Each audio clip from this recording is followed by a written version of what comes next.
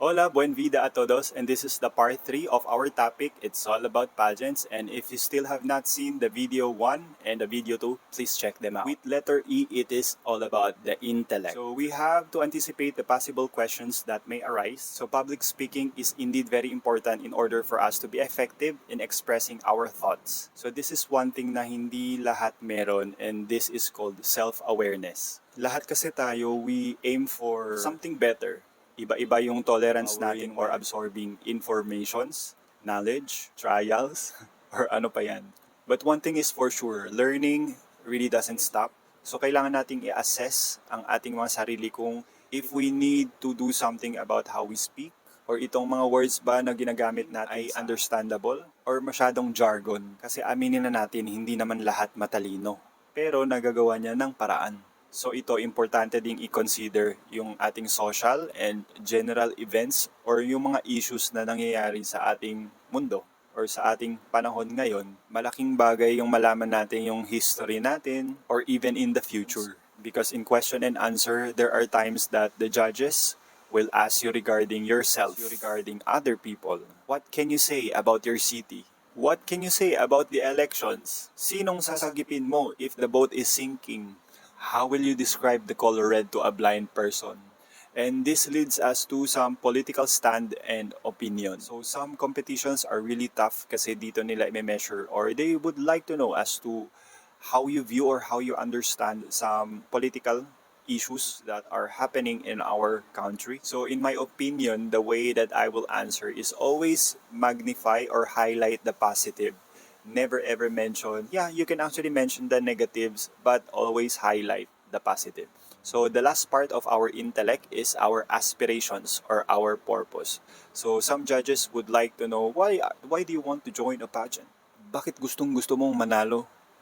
Because I want to serve humanity. Because I want to be the future president of the Philippines. Because I want to use my voice. Because I want to inspire the youth. So we all have reasons and make sure that it resonates with the majority. So dito na tayo sa letter F, which is victory. So sa ating mga winners, ano ba yung mga roles or responsibilities na meron sila after winning a pageant? So meron kasi sa kanila, they can actually embody an organization or be a representation kung ano yung mga personal conviction na meron ng isang tao. Like gusto lang nila maging role model. So always remember, after winning, there comes a responsibility. Also, I cannot stress this enough. It is humility. Kasi marami sa mga nananalo, nag-iiba na yung persona, they think highly of themselves, they think that they can conquer the world. Meron dyan, unfortunately, they look down on others. Saka meron dyan, iniisip nila they can move mountains.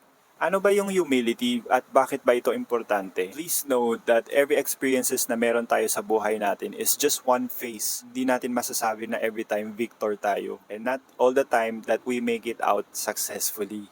Or maybe they're just eye-opener that somebody is better than you. Eye-opener that nothing belongs to you. Also an eye-opener that our time is temporary. So humility is having the gratitude sa lahat ng mga magagandang bagay na nangyari sa buhay mo. But at the back of your mind, you know that it's not gonna last forever. At may mga times din na kailangan natin pumalakpak para sa iba. Self-improvement is also essential.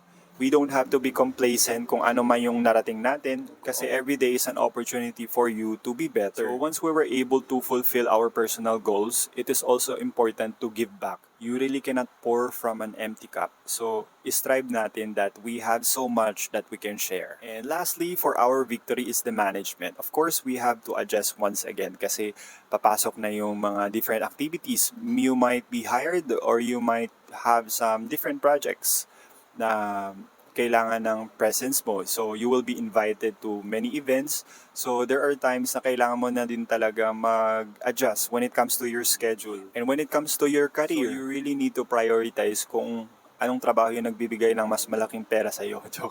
Joke lang, kasi lahat ng mga engagements natin, importante. And if you are still a student and you are inclined with pageantry, please take it from me. Please finish your studies and have a bachelor's degree. And also lastly, the finance. So may mga prizes talaga na natatanggap when you win a pageant.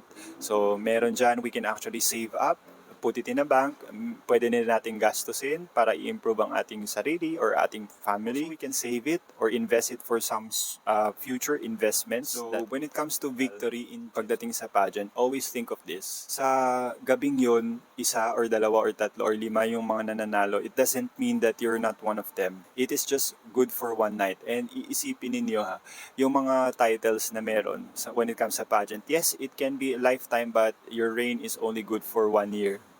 1 year lang talaga siya. So make the most out of it. But please, don't ever think that yun yung kabuuan mo as a tao. No, it doesn't define you like that. May mga times na hindi ka lang siguro swak kung ano yung hinahanap ng mga judges. And always remember that the ones who make it in life are the ones who never quit.